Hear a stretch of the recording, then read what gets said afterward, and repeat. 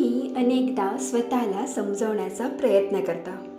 मी ठीक आहे, हेही दिवस निघून जातील. पण तरीही तेच दुःख, तीच ओव्हर थिंकिंग, तीच एन्झायटी पुन्हा पुन्हा परत येते. तेव्हा तुम्हाला मोटिवेशनची नाही, तर योग्य काउन्सिलिंगची गरज आहे. पण काउन्सिलर तुमची मदत कशी करेल, असा प्रश्न पडला आहे. तर आजचा हा व्हिडिओ खास तुमच्यासाठी. नमस्कार, मी कविता, काउन्सिलिंग कॉर्नर विथ कविताच्या या एपिसोडमध्ये तुमचं मनपूर्वक स्वागत करते. अनेक लोकांना काउन्सिलरबद्दल गैरसमज असतात. काउन्सिलर म्हणजे ॲडवाईस देणारी व्यक्ती असा त्यांचा समज असतो. पण खरं सांगायचं तर काउन्सिलिंग म्हणजे फक्त ॲडवाईस देणं नाही. काउन्सिलिंग म्हणजे तुमच्या मनाला समजून घेण्याचा आणि हिलिंगकडे जाण्याचा एक सुरक्षित प्रवास. चला पाहूया आम्ही काउन्सिलर तुम्हाला कशा प्रकारे मदत करू शकतो. पॉईंट नंबर 1, आम्ही तुम्हाला निपक्षपातीपणे ऐकून घेतो. आपण अनेकदा आपल्या भावना मनात दाबून ठेवतो, कारण मनात भीती असते. लोक काय विचार करतील, मला कुणी समजून घेईल का? पण आम्ही काउन्सिलिंगमध्ये तुम्हाला अशी एक सुरक्षित जागा मिळवून देतो, जिथे तुम्हाला कोणत्याही भीतीशिवाय बोलता येतं. तुमच्यावर टीका केली जात नाही, तुम्हाला फक्त समजून घेतलं जातं. पॉईंट नंबर 2, समस्येचं मूळ कारण समजून घ्यायला आणि शोधायला मदत करतो. आपल्याला नेहमीच असं वाटतं समस्या म्हणजे फक्त स्ट्रेस, पण कधीकधी त्या स्ट्रेसमागे असतो childhood experience, self esteem, unhealed emotional pain आणि निगेटिव्ह थिंकिंग पॅटर्न. काउन्सिलर फक्त ही लक्षणं बघत नाही, तर त्या समस्येचं मूळ समजून घेण्यासाठी तुम्हाला मदत करतात. पॉईंट नंबर 3, काउन्सिलर तुमचे विचार आणि भावना समजून घ्यायला मदत करतात. कधी कधी आपल्याला स्वतःलाच समजत नाही.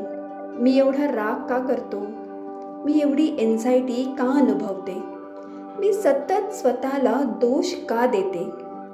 काउन्सिलिंगमध्ये तुम्ही तुमचे विचार, तुमच्या भावना आणि तुमच्या वागण्याचे पॅटर्न्स ओळखायला शिकता. आणि जेव्हा तुम्हाला हे पॅटर्न समजतात, तेव्हा खरी बदलाची सुरुवात होते. पॉईंट नंबर 4, काउन्सिलर तुम्हाला वेगवेगळे स्किल्स शिकवतो. काउन्सिलिंग म्हणजे फक्त बोलणं नाही, तर आयुष्यात उपयोगी पडणारी कौशल्य शिकणंही आहे. जसं की स्ट्रेस हँडल करणं, एन्झायटी मॅनेज करणं, हेल्दी बाउंड्रीज तयार करणं, निगेटिव्ह थॉट्स चॅलेंज आणि स्वतःशी प्रेमाने वागायला शिकणं. या सगळ्या गोष्टी काउन्सिलर तुम्हाला शिकवतो. पॉईंट नंबर 5, हिलिंगचा मार्ग दाखवतो. काउन्सिलर तुमच्यासाठी निर्णय घेत नाही. काउन्सिलर तुम्हाला काय करायचं आहे तेही सांगत नाही. काउन्सिलर फक्त तुमच्यासोबत चालतात, जेणेकरून तुम्ही तुमची उत्तरं स्वतः शोधू शकाल. कारण स्वतःला समजून घेतल्यावरच हिलिंगची सुरुवात होते. स्वतःला आज एक प्रश्न नक्की विचारा, मी फक्त श्वास घेतोय की मनापासून जगतोय? जर मन सतत थकल्यासारखं वाटत असेल, जर ओव्हर थिंकिंग थांबत नसेल, जर प्रत्येक दिवस फक्त निभावत असाल, तर मदत मागणं ही कमजोरी नाही, ती स्वतःवर केलेली सर्वात मोठी गुंतवणूक आहे.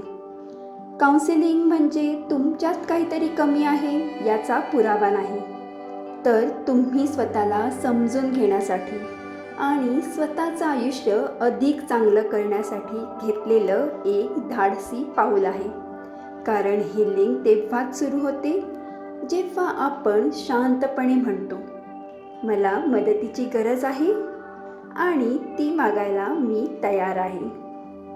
जर या व्हिडिओमधील काही गोष्टी स्वतःशी रिलेट झाल्या असतील तर स्वतःला अजिबात दोष देऊ नका. प्रत्येक व्यक्तीचा हीलिंगचा प्रवास हा वेगळा असतो आणि जर तुम्हाला या प्रवासात प्रोफेशनल सपोर्टची गरज वाटत असेल तर काउन्सिलिंग तुमच्यासाठी एक सुरक्षित सुरुवात ठरू शकते. व्हिडिओ आवडल्यास लाईक करा, शेअर करा आणि आपल्या चॅनलला सबस्क्राईब करायला विसरू नका.